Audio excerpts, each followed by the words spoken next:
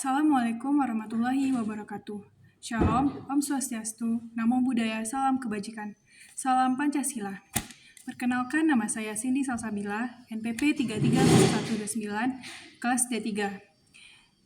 Saya akan menjelaskan materi tentang ilmu pemerintahan dengan matkul desentralisasi dan otonomi daerah dengan dosen pengampu Profesor Dr. Fernandes Simangunsong, SSTP, SHP, MSI. Di sini saya akan menjelaskan tentang proses desentralisasi dan otonomi daerah yang berhubungan dengan perkembangan di masing-masing generasi. Di sini saya akan menjelaskan yang pertama, manajemen generasi pertama, dikenal dengan jungle management. Di sini manajemen generasi pertama menjadi embrio dari perkembangan ilmu manajemen. Ciri pokok manajemen generasi pertama ialah pekerjaan lebih banyak dikerjakan sendiri, belum adanya pembagian tugas yang tegas dan rinci. Catatan tertulis mengenai apa yang telah dan yang akan dikerjakan dapat dikatakan tidak ada. Semua hanya dicatat dalam ingatan orang-orang yang menjalankan manajemen. Pekerjaan dijalankan secara naluriah, mengalir bersama orang yang saling bekerja sama. Dalam menjalankan organisasi digunakan prinsip doing things by ourselves. Kegiatan yang termasuk ke dalam manajemen generasi pertama adalah seperti tukang cukur, tukang es, dan pamong desa yang masih menggunakan pola kepemimpinan polimotik yang artinya di mana masyarakat kalau tidak ketemu kepala desa rasanya kurang tepat. Lalu yang kedua, manajemen generasi kedua dikenal dengan manajemen by direction.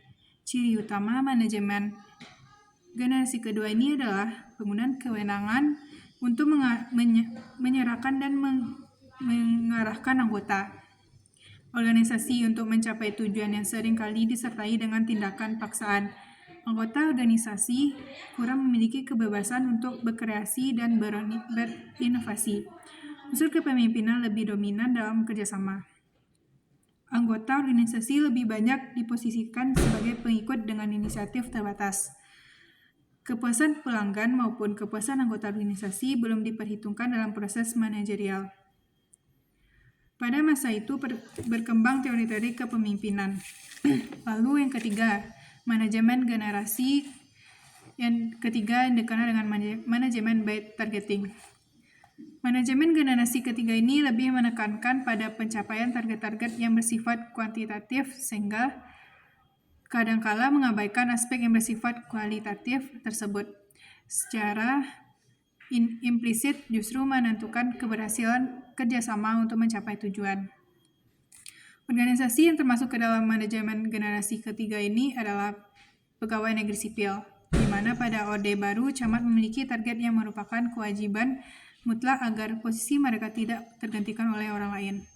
Lalu yang keempat, manajemen generasi keempat dikenal dengan total quality management.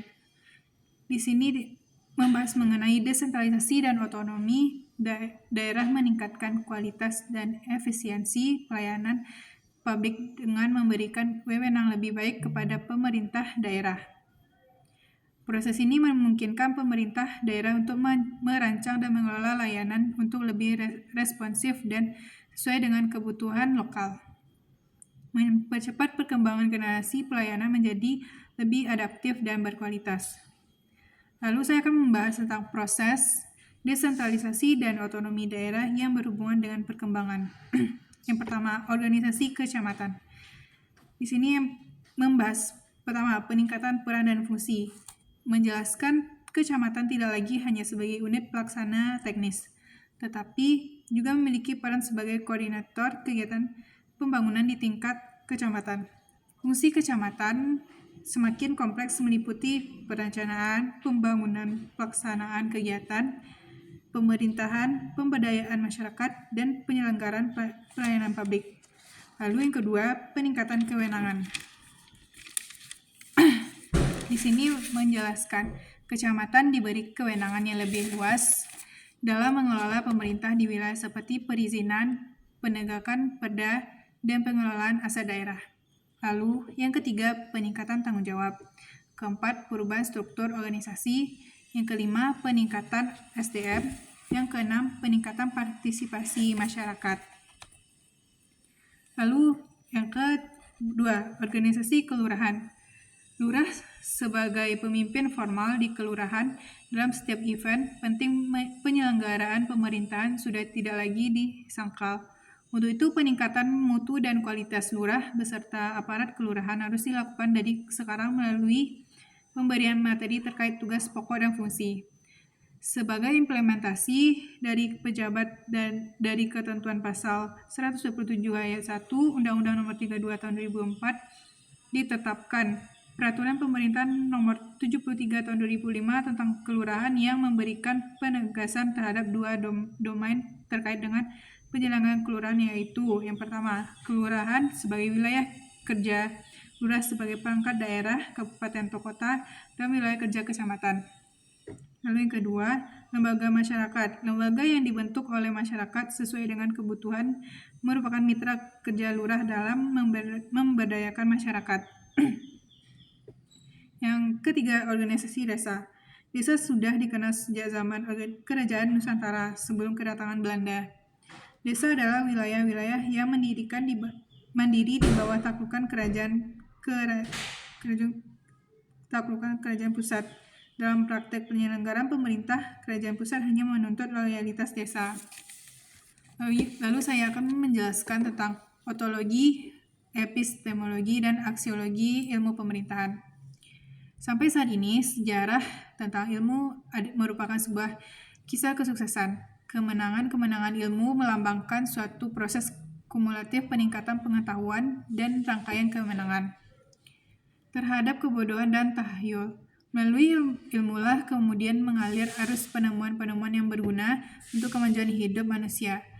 Hal tersebut sejalan dengan pendapat dari Carafe dan Michel yang mengatakan bahwa ilmu pengetahuan didapat melalui sebuah proses, sebuah kegiatan, sebuah kemampuan yang harus dimiliki oleh para ilmuwan. Fenomena yang terjadi saat ini sejak pendidikan pra-universitas dan selama pendidikan di universitas, mahasiswa lebih banyak disodori dengan hasil ilmu pengetahuan yang sudah jadi dan siap pakai. Padahal secara filosofis sebagai calon ilmuwan mereka pun perlu menjalani kerja dan kegiatan ilmu pengetahuan itu sendiri. Mereka perlu memahami cara kerja ilmu pengetahuan dan menguasai sebagai bagian dari pola hidupnya sebagai seorang ilmuwan. Dengan kata lain, tujuan utama dari ilmu adalah untuk membentuk watak seorang ilmuwan, yaitu orang yang selalu penasaran ingin mengetahui lebih jauh dan lebih banyak lagi. Orang yang selalu tidak puas dan selalu gelisah mempertanyakan dan mempersoalkan segala sesuatu. Orang yang tidak mudah percaya kepada segala teori dan hukum ilmiah yang telah diwariskan para ilmuwan sebelumnya. Sebagai calon ilmuwan, diharapkan seluruh pembaca diajak untuk mencari kebenaran sendiri dan tidak harus selalu mengafirmasi kebenaran dan teori ditemukan oleh orang lain. Berbicara menjadi ilmuwan, termasuk pada bidang pemerintahan, pasti ujung-ujungnya akan bicara tentang filsafat atau mother of science. Kenyataan bahwa kita mengajukan pertanyaan apakah filsafat itu sudah menunjukkan bahwa kita sedang berfilsafat. Dengan jawaban ini dapat dikatakan bahwa filsafat pertama-tama adalah sikap mempertanyakan, sikap bertanya, yaitu bertanya dan mempertanyakan segala sesuatu, mempertanyakan apa saja. Dengan kata lain, filsafat sesungguhnya metode yang cara kecenderungan sikap bertanya tentang segala sesuatu. Karena itu kita bertanya sesungguhnya berfilsafat dan dengan demikian memperlihatkan secara konkret hakikat filsafat itu sendiri. Filsafat berbeda dari ideologi dan dogma yang cenderung tertutup menganggap kebenaran tertentu sebagai sesuatu yang tidak dapat dipersoalkan dan diterima begitu saja. Sebaliknya, filsafat dan ilmu pengetahuan pada umumnya tidak menerima kebenaran apapun sebagai sesuatu yang telah selesai. Secara etimologis, filsafat berarti cinta akan kebenaran, suatu dorongan terus-menerus, suatu dambaan untuk mencari dan mengejar kebenaran. Dalam pengertian ini, Yang pertama-tama mau diungkapkan adalah bahwa filsafat adalah sebuah upaya, sebuah proses, sebuah pencarian, sebuah cause, sebuah pemburuan tanpa henti akan kebenaran. Karena itu, cinta atau filio dalam filosofia tidak dipahami pertama-tama sebagai kata benda yang statis, yang given, melainkan sebagai sebuah kata kerja, sebuah proses. Secara metodologis, dalam gejala terbentuknya pengetahuan manusia dapat dibedakan menjadi dua kutub. Ada kutub si pengenal dan ada kutub yang dikenal atau antara subjek dan objek, kendati keduanya dapat dibedakan secara jelas dan tegas. Kedua tidak dapat dipisahkan satu sama lain. Supaya ada pengetahuan, keduanya harus ada. Keduanya merupakan satu kesatuan asasi bagi terwujudnya pengetahuan manusia. Mendalami ontologi, epistemologi, dan aksiologi ilmu pemerintahan membuat kita tidak mudah terombang-ambing oleh perkembangan ilmu lain, serta akan menambah diskursus ilmu pemerintahan agar lebih dikenal masyarakat guna menunjukkan eksistensinya. Pengetahuan yang merupakan produk kegiatan berpikir merupakan obor dan semen peradaban manusia untuk menemukan dirinya dan menghayati hidup dengan lebih sempurna. Berbagai peralatan dan dikembangkan manusia untuk meningkatkan kualitas hidupnya dengan jalan menerapkan pengetahuan yang diperolehnya. Proses penemuan dan penerapan itulah menghasilkan kapak dan batu zaman dulu sampai komputer hari ini. Berbagai masalah memasuki benak pemikiran manusia dalam menghadapi kenyataan hidup sehari-hari, dan beragam buah pemikiran telah dihasilkan sebagai bagian dari sejarah kebudayaan. Meskipun kelihatannya banyak dan beraneka ragam buah pemikiran itu, namun pada hakikatnya upaya manusia dalam memperoleh pengetahuan didasarkan pada 3 masalah pokok, yakni apa yang ingin kita ketahui, bagaimana cara kita memperoleh pengetahuan, dan apakah nilai pengetahuan tersebut bagi kita, menurut Surya Sumantri. Dalam sudut pandang filsafat ilmu, hakikat sebuah ilmu dapat dilihat dari 3 hal, yaitu ontologi, epistemologi, dan aksiologi ilmu bersangkutan. Ontologi pada hakikat membahas tentang apa yang ingin kita ketahui, seberapa jauh kita ingin tahu, atau dengan perkataan lain, suatu pengkajian mengenai teori tentang ada. Kemudian bagaimana cara kita mendapatkan pengetahuan mengenai objek tersebut. Untuk menjawab pertanyaan itu, maka kita berpaling kepada epistemologi, ini teori pengetahuan. Akhirnya, dalam menjawab pertanyaan ketiga tentang nilai kegunaan nilai pengetahuan tersebut, maka kita berpaling kepada aksiologi, yakni teori tentang nilai.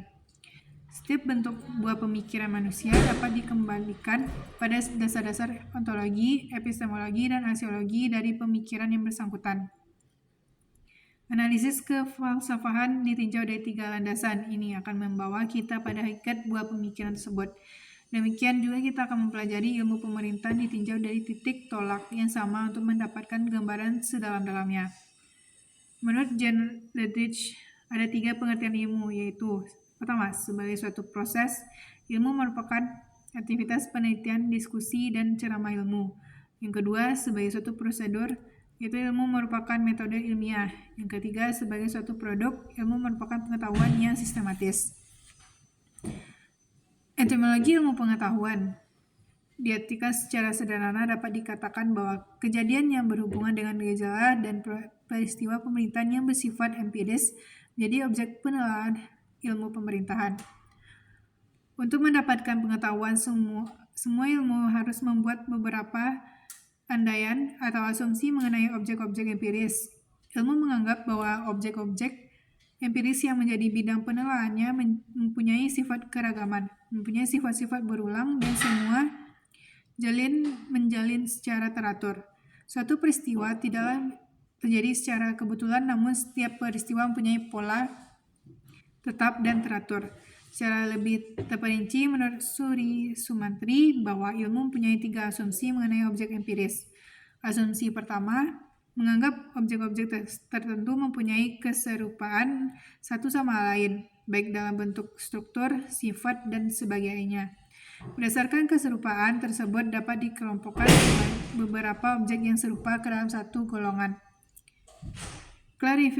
Klasifikasi merupakan pendekatan keilmuan yang pertama terhadap objek-objek yang telah ditelah, dan taksonomi merupakan cabang keilmuan yang awal berkembang. Konsep ilmu yang lebih lanjut seperti konsep perbandingan atau komparatif dan kuantitatif hanya memungkinkan dengan adanya taksonomi yang baik. Menurut Linnaeus pada bukunya merupakan pelopor dalam pengelolaan hewan dan tumbuh-tumbuhan secara sistematis. Dengan adanya klasifikasi tersebut, maka individu-individu dalam satu kelas tertentu mempunyai ciri-ciri yang serupa. Ilmu tidak berbicara mengenai kasus individu, melainkan suatu kelas tertentu. Istilah manusia umpamanya memberikan pengertian suatu kelas yang anggota-anggota mempunyai ciri-ciri tertentu yang serupa. Asumsi kedua adalah beranggapan bahwa suatu benda tidak mengalami perubahan dalam jangka waktu tertentu. Kegiatan keilmuan bertujuan mempelajari tingkah laku suatu objek dalam suatu keadaan tertentu. Kegiatan ini jelas tidak mungkin dilakukan apabila objeknya selalu berubah-ubah tiap waktu. Walaupun begitu, tidak mungkin kita selalu berubah-ubah tiap waktu menuntut adanya kelestarian yang absolut, sebab dalam perjalanan waktu setiap benda akan mengalami perubahan. Oleh sebab itu, ilmu hanya menuntut adanya kelestarian yang relatif. Artinya, sifat-sifat pokok dari suatu benda tidak berubah dalam jangka waktu tertentu. Tercakup dalam pengertian ini adalah pengakuan bahwa benda-benda dalam jangka panjang akan mengalami perubahan dan jangka waktu ini berbeda-beda untuk tiap benda. Planet-planet memperlihatkan perubahan dalam waktu yang relatif sangat panjang bila dibandingkan dengan sebongkah es batu di suatu panas terik di musim kemarau. Kelestarian relatif dalam jangka waktu tertentu ini memungkinkan kita untuk melakukan pendekatan keilmuan terhadap yang sedang diselidiki. Lalu, asumsi yang ketiga, kita menganggap setiap gejala bukan merupakan suatu kejadian bersifat kebetulan. Tiap gejala mempunyai pola tertentu yang bersifat tetap dengan urutan-urutan kejadian yang sama. Seperti saat yang dibakar akan mengeluarkan lampu yang merangsang. Hal ini bukanlah suatu kebetulan, sebab apabila saat yang dibakar akan terjadi perubahan kimia pada dagingnya, kemudian menimbulkan bau yang merangsang. Kemudian juga dengan berbagai gejala lainnya yang ditemui dalam kehidupan sehari-hari. Sesungguhnya langit mendung tebal, maka turunlah hujan, atau sesudah gelap maka terbitlah terang. Namun seperti juga dengan asumsi kelestarian, ilmu tidak menuntut adanya berhubungan sebagai akibat yang mutlak, sehingga suatu kejadian tertentu harus selalu diikuti oleh suatu kejadian yang lain. Ilmu tidak mengemukakan bahwa X selalu mengakibatkan Y, melainkan mengatakan bahwa X mempunyai kemungkinan atau peluang yang besar untuk mengakibatkan terjadinya Y. Determinisme dalam pengertian ilmu mempunyai konotasi yang bersifat peluang atau probabilistik. Statistika merupakan metode yang menyatakan hubungan probabilistik antara gejala-gejala dalam penelitian keilmuan. Sesuai dengan peranannya dalam kegiatan ilmu, maka dasar statistika adalah teori peluang. Statistika mempunyai peranan yang menentukan dalam persyaratan-persyaratan keilmuan sesuai asumsi ilmu tentang alam. Berdasarkan ketiga asumsi di atas, dapat ditarik kesimpulan bahwa ontologi ilmu pemerintahan dapat dilihat dari objek-objek tertentu yang mempunyai keserupaan satu sama lainnya. Adapun objek yang ilmu pemerintahan dapat dibagi dua, yaitu 1. Objek material ilmu pemerintahan adalah negara. Yang kedua, objek formal ilmu pemerintahan adalah hubungan antara negara dengan rakyat dalam konteks kewenangan dan pelayanan publik. Namun menurut Suwargono, ontologi ilmu pemerintahan dibagi menjadi 3, yaitu 1. Ilmu pemerintahan eklektik atau tinjau terhadap nilai-nilai positif dari ilmu pemerintahan. 2. Ilmu pemerintahan terapan tentang mekanisme pemerintahan ilmu. Yang ketiga, ilmu pemerintahan integratif tinjauan terhadap gabungan antara ilmu pemerintahan efektif dan ilmu pemerintahan terapan. Secara ontologi, ilmu pemerintah memiliki objek materia yang sama dengan ilmu-ilmu yang lain, yaitu ilmu politik, ilmu negara, ilmu hukum tata negara, dan ilmu administrasi negara dalam ikatan metodologi. Ilmu yang mempunyai objek materia sama akan A. Memiliki hubungan yang sangat erat, lalu saling mempengaruhi, yang terakhir saling meminjam konsep dan teori. Mengenai objek materia ilmu pemerintahan, yang pertama, ilmu pemerintahan adalah ilmu mempelajari bagaimana organisasi tertinggi suatu negara, yakni pemerintahan, berhubungan dengan rakyatnya dalam kaitan hak dan kewajiban yang seimbang. Pemerintah mempunyai hak dan kewajiban terhadap warga negara. Sebaliknya, warga negara mempunyai hak dan kewajiban terhadap negara. Yang kedua, pola-pola hubungan bagaimanakah yang seharusnya dilakukan oleh pemerintah dengan rakyatnya. Hal ini akan sangat bergantung pada bentuk negara dan sistem politik yang dianutnya. Pada negara demokratis, dengan asas good governance, hubungan antara rakyat dengan pemerintah bersifat hierarkis. Antara rakyat, sektor pemerintahan, dan sektor usaha berkedudukan sejajar yang berbeda fungsinya. Pada negara dengan sistem pemerintahan otoriter, hubungan rakyat dengan pemerintah bersifat hierarki. Contohnya di Myanmar, Korea Utara, pemerintahan dalam posisi superior menguasai memerintah rakyat. Pada sisi lain, rakyat diposisikan sebagai pihak yang diperintah. Lalu yang ketiga, konteks kewenangan di sini dimaksud dengan bahwa dijalankan oleh pemerintah adalah sesuatu yang sah secara hukum. Kewenangan atau authority adalah kekuasaan yang sah atau legitimate power, atau kekuasaan kelembagaan atau institutional power. Menurut Max Weber, ada 3 kewenangan, yaitu tradisional, karismatik, dan rasional. Kewenangan tradisional tercipta karena adanya tradisi-tradisi tertentu yang dipelihara sehingga suatu lembaga secara tradisional diberi kekuasaan yang sah untuk melakukan atau tidak melakukan sesuatu. Kewenangan tradisional banyak ditemukan pada sistem sosial yang masih sederhana atau lembaga-lembaga yang dibangun sejak zaman dahulu. Lalu kewenangan karismatik terbentuk karena adanya seorang yang memiliki keunggulan baik fisik, kecerdasan, psikis maupun metafizikis, kemudian memperoleh pengakuan dari orang lain. Kewenangan rasional terbentuk karena adanya dasar hukum yang mengaturnya. Di kalangan pemerintahan yang digunakan adalah kewenangan rasional. Seorang pejabat melakukan atau tidak melakukan sesuatu untuk kepentingan publik karena yang bersangkutan diberi mandat oleh peraturan perundang-undangan. Lalu pemberian pelayanan dimaksud bahwa pelayanan sebagai public servant yang tugas utamanya memberikan pelayanan pada rakyatnya, terlebih lagi pada negara demokrasi berkedaulatan rakyat, di mana kedaulatan memang berada di tangan rakyat. Jenis-jenis pelayanan yang diberikan oleh pemerintah meliputi pelayanan pertahanan, yakni mencegah serangan dari luar maupun dari dalam yang dapat mengancam eksistensi negara. Lalu, pelayanan hubungan dengan negara lain dan dunia internasional. Yang ketiga, pelayanan keamanan dan ketertiban. Yang keempat, pelayanan pemenuhan kebutuhan dasar atau basic needs seperti pendidikan, kesehatan, lapangan pekerjaan, fasilitas umum, dan sebagainya. Yang kelima, pelayanan pemenuhan kebutuhan pengembangan sesuai potensi masyarakat. Yang kelima, pelayanan administrasi berupa izin, surat keterangan, dokumen-dokumen dari negara seperti paspor dan sebagainya. Lalu yang terakhir, pelayanan residual sesuai kebutuhan masyarakat secara spesifik. Prinsipnya tidak boleh ada kekosongan pelayanan publik. Objek materia dan forma ilmu pemerintahan adalah ilmu yang mempelajari hubungan antara rakyat dengan organisasi tertinggi negara atau pemerintah dalam konteks kewenangan dan pemberian pelayanan publik. Dengan bahasa yang berbeda, mendefinisikan ilmu pemerintahan sebagai ilmu mempelajari bagaimana memenuhi dan melindungi kebutuhan dan tuntutan tiap orang akan jasa publik dan layanan sipil dalam hubungan pemerintahan pada saat dibutuhkan oleh yang bersangkutan. Lalu epistemologi ilmu pemerintahan. Epistemologi atau teori pengetahuan membahas secara mendalam segenap proses yang terlihat dalam usaha untuk memperoleh pengetahuan. Ilmu merupakan pengetahuan yang didapat melalui proses tertentu yang dinamakan metode keilmuan.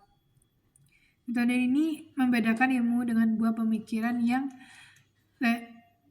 lainnya. Dengan kata lain, ilmu adalah pengetahuan yang diperoleh dengan menerapkan metode keilmuan, sehingga epistemologi sebuah ilmu senantiasa berkaitan dengan metodologi ilmu tersebut dan dapat menjelaskan ciri khas dari ilmu tersebut. Karena ilmu merupakan sebagian dari pengetahuan, yakni pengetahuan yang memiliki sifat-sifat tertentu, maka ilmu dapat juga disebut pengetahuan keilmuan. Untuk tujuan inilah agar tidak terjadi kekacauan antara pengetahuan ilmu atau sains dan pengetahuan knowledge, maka digunakan istilah ilmu untuk ilmu pengetahuan.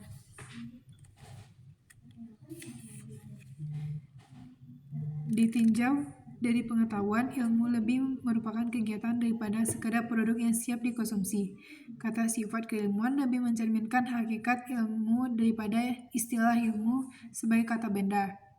Kegiatan ilmu juga dinamis dan tidak statis. Kegiatan dalam mencari pengetahuan tentang apapun selama hal itu terbatas pada objek empiris dan pengetahuan tersebut diperoleh dengan mempergunakan metode keilmuan adalah sah untuk disebut keilmuan. Orang dapat membahas suatu kejadian sehari-hari secara keilmuan asalkan dalam proses pengkajian masalah tersebut memenuhi persyaratan yang telah digariskan. Sebaliknya, tidak semua yang disosialisasikan dengan eksistensi ilmu adalah keilmuan. Seorang sarjana mempunyai profesi bidang ilmu belum tentu mendekati masalah ilmunya secara keilmuan. Hakikat ilmu tidak berhubungan dengan titel, profesi, atau kedudukan. Hakikat keilmuan ditentukan oleh cara berpikir yang dilakukan menurut persyaratan keilmuan. Ilmu dapat menggugah kesadaran kita untuk tidak menempatkan ilmu pada suatu struktur feudalisme yang terselubung.